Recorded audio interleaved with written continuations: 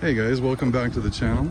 I had an opportunity to take my ZL1 in for service and to a Cadillac dealership locally and got a very cool new Cadillac CT5 loaner. So I figured I'd kind of give you guys a little bit of a quick walk around. I think it's kind of cool. Again, it's an entry-level Cadillac. Did a little research on it. It's a 4-cylinder turbo, 277 horsepower, which I think is really, it's more than enough for the city. This is, again, coming from a guy who dailies a ZL1. Nice design. It's not too bold. It's got a lot of really cool tech, and I'll show you guys that in a second. And this is going to be the entry level. This is the base. This is about $37,000. It's not bad. My only issue with the styling is maybe just, obviously the wheels. I mean, that's something you can change pretty easily. It's the rear end of it. I'm not super happy with it, but not bad. You got the integrated exhaust tips, kind of like the old LS 460 that I had. Not bad. You definitely do get the feeling that the paint quality is getting much better with the American cars.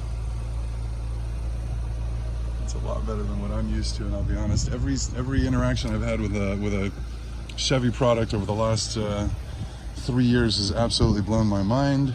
Again, this is your entry level. It's about the same price as a nice V6 Accord.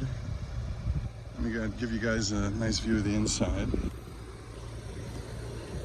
One thing I did notice was it had a paint defect, just like my ZL1. Can't see it here in the sun. There it is, right. If you guys can see it, it's right there. It's kind of hard to see. I had the exact same defect in the hood of my ZL1 the first day I got it, and I had to polish it out. It's funny because it was in the same spot as well. It's kind of odd. Everything all looks pretty good. Also noticed too when I started it up that as soon as you walk into the garage, the car lights up. The headlights turn on, side mirrors turn on, and then the door handles light up, which I thought was pretty cool. What I think is more impressive than the actual physical styling itself, no, it's not bad, is the interior. They did a really good job modernizing this. The fit and finish is excellent. The material qualities have really improved. Look at this. And it's just like the Lexus. I'll be honest with you guys, I'm a 10-year Lexus guy. I used to be a little bit obsessed. I love this. You got the aluminum finish on the speakers. It's kind of like Mercedes. Interior is very modern. Again, you guys, this is the base version, so you might not have all the chrome and stuff that maybe some of the higher end versions that have around the steering wheel itself. Still has the automatic parking brake, the heads-up display. They got rid of the old Q system, obviously, so it's got lots of buttons, and I'm happy to report, not just buttons, you guys, check this out, and they're kind of making a point. You got a volume button here, and you have another volume button there. And then it's a touch screen, which I think is super cool. And we'll go through some of the tech here in a second. Just wanted to show you guys the back seat, because the back seat is much bigger than I thought. I'm 6'5", and the thing's all the way back. I mean, that's not bad. I mean, I could probably get in there.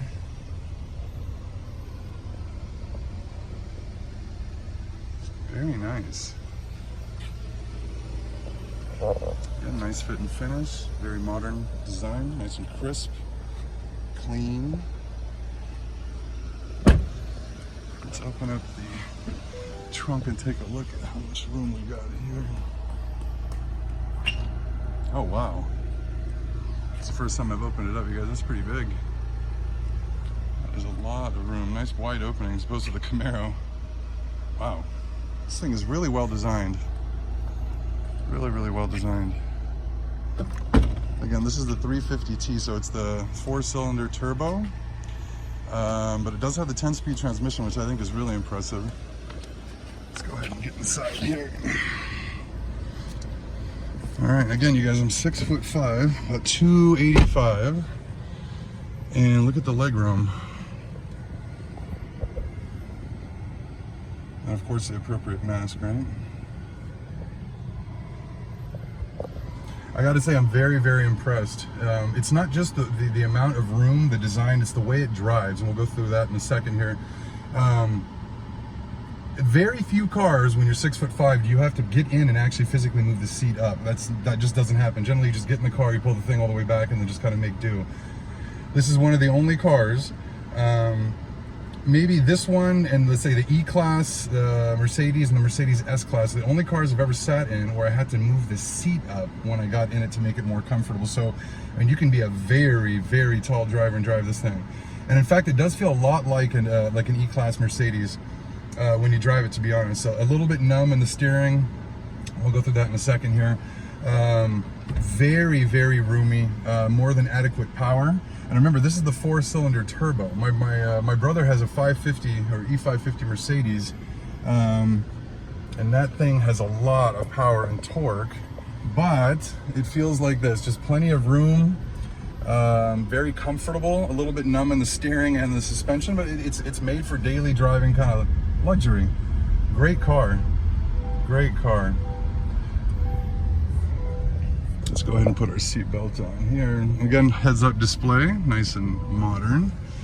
Let's get this thing to stop complaining here. There we go.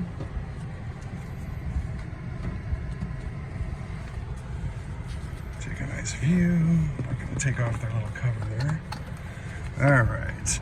Another thing I did like, and I was kind of impressed with you guys, is the shifter. Very modern, BMW-esque, okay?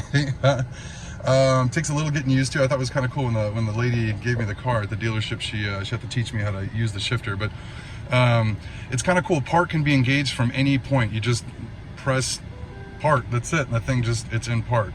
So it doesn't need to be shifted in. It only needs to be shifted when you're going into drive or neutral or reverse. So you just click the button on the side, that's it, you're in drive, that's it, just one click down. In terms of the drivability or driving, we've got different modes you can set it into. Like most cars now, we got Tour. There is a customizable My mode, which I'm not going to go through right now. And of course, we've got Sport. We'll leave it in Sport. Now, when you come down here, this button here, what this allows for is basically the automatic start and stop. So you can save a little bit of gas at the stoplights. That is engaged right now, but basically the car will just turn itself off when you're sitting at a stoplight. What I do like also is the automatic hold. I had that in my old Lexus LS460. That is at least back in the day, it was a higher end luxury feature, but we're seeing that more on the mid-size cars nowadays, and maybe even some of the entry level. But the cool thing is when you're at a stoplight, or if you live in a city with lots of traffic, when you're at a stoplight, like we are right now, or stop sign, I should say, the cool thing is you can take your foot off the brake. The car's in drive, notice, all right? So car's in drive, and we're not moving, all right? My leg is down here, do you see what I mean? So the cool thing is, again, it kind of just, you don't have to hold the brake when you're in traffic. When you want to get going, cool thing is you just touch the gas and the car starts to move. So it's really cool, it engages the brake for you. Now, in terms of driving characteristics, and again, I know that you guys, it's a very informal kind of review. The first thing I noticed yesterday when I got going with it, because it took about maybe a 40-mile drive with the car yesterday, the first thing you'll notice is the room. I don't care what size you are, the car is very, very roomy. The interior quality is excellent, in my opinion, especially for this price point. All of the touch points are very, very nicely done, very well designed. Again, back to the shifter, console is nice and modern. What I did like is yesterday, as soon as I put my phone into the charger, okay, again, it's wireless charging, it charged right up. Whereas I have one in my Camaro ZL1 that doesn't work very well when I do that, basically. The other thing you'll notice again is it does have power. All right, let's get going on this thing here. So it does have some power, but the car has more power when it's moving, or you feel the power basically when it's moving. Off the line, it's not gonna win too many street races basically here, but you definitely have more than adequate power to pass, especially if you're moving, like if you need to merge, that kind of a thing. But you're not gonna blow anybody away at the stoplight or at the drag races basically on the weekend. But in terms of daily drivable, what a nice daily drivable luxury entry level luxury sedan, this is actually amazing. Again, you've got the nicely designed interior, more than adequate power. I noticed as well yesterday, again, comparing this to a 650 horsepower ZL1, I cannot believe how much this thing just sips gas. It's insane relative to my Camaro. So very impressed with that as well. What I do like is the way it rides. The car is very, very comfortable. You can get a little bit, you know, firmer suspension, but bottom line is, you guys, it's when you go into sport mode, I should say.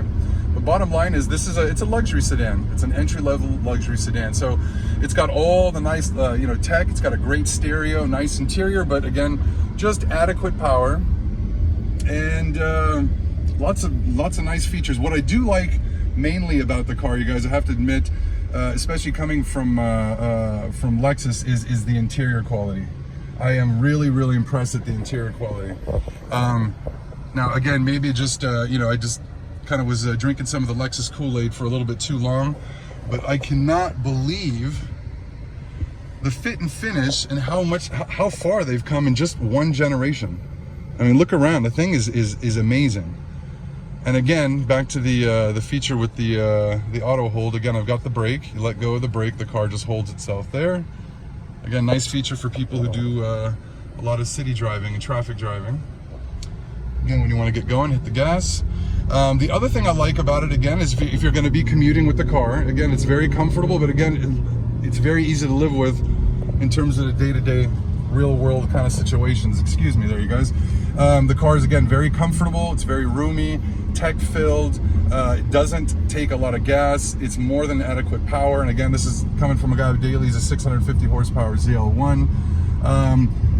The other features in the car that I was kind of surprised with, again, most cars, when you put the car in reverse and you're backing up and you're using the backup camera or the system is designed to beep when you get close to something. What I noticed with this, which is kind of surprising, was the seat buzzes. Kind of tripped me out a little bit. I was like, what the hell's going on, man? But yeah, you're backing up and the seat buzzes to remind you to look behind you. On top of that, the rear view camera, the backup camera system is oh my god, it's HD compared to what I have in my Camaro. So super, super impressed with that as well. Overall, a great car. The other thing I like too, and I'm going to show you guys that in a second, is the double sunroof kind of situation, or I should say double moonroof. I love that. I don't know, man. I like my sunroof. I'm a bald guy, okay? So I don't have hair I have to mess with or worry about too much. So I do enjoy the sunroof, but I like having the fact that you have the sunroof in the front and the dual moonroofs. You got one in the back, one in the front. It's kind of it's nice. It just kind of adds a little bit more kind of airiness to the interior, a little bit more natural light, and it's a kind of wow factor. I think it looks really, really cool. So again, when you're considering that this car starts for 36 and change, honestly, man, I'd rather have this than a Honda Accord or an entry-level, you know, Acura or an Infiniti. I mean, it's a great car. It's a great car. And again, 6'5", 290, 285. The legroom is insane. Super modern features, like the heads-up display, which I really like. You use that a lot more than you think. And again, you don't always have to just use it for performance, you guys. You can always change the information. So you can change it to your miles an hour. I'll zoom in on that for you here. Let me move in, we'll stop here at the stoplight, but, and again, we'll use our automatic hold, all right? So you have the option to use the speed. You've got the radio, the CNN. This gives you your compass, the direction, and again, back to your RPM and your gear and that kind of thing, which is something I use on the track when I'm in the ZL1. Car like this, generally it's just going to be kept in the speed. The other boxed image that you see there, you guys, what that is it allows you to even change the height of the display. Let me show you that in a second here. Let me do that. Got it on zoom. Let me show you this here. So again, the display can go down for taller drivers or up. Really tall drivers like myself. I kind of dig that, man. Again, entry level. You also get the 10, I believe it's a 10-inch digital display, and it is a touch display, so the Q system is gone, so no more of that garbage. You've got your buttons, but they work more intuitively and a little bit more normally here. I love the switch gear, even the buttons. Everything looks very, very premium. I don't know, man. I recently saw a video kind of indicating that Lexus sales are spiraling, I guess was the quote. And to be honest, you guys, for somebody who was Lexus with 10 years, I mean, a solid, dedicated, obsessed customer and owner. Yeah, dude, I don't know. I mean, I can see why these guys are bleeding. Honestly, I can see why these guys are bleeding. Anyways, you guys, I hope you guys enjoyed the super quick, super informal review on this Cadillac CT5. You guys have a great day and I hope you're doing well. Be safe out there and we'll catch you guys on the next one.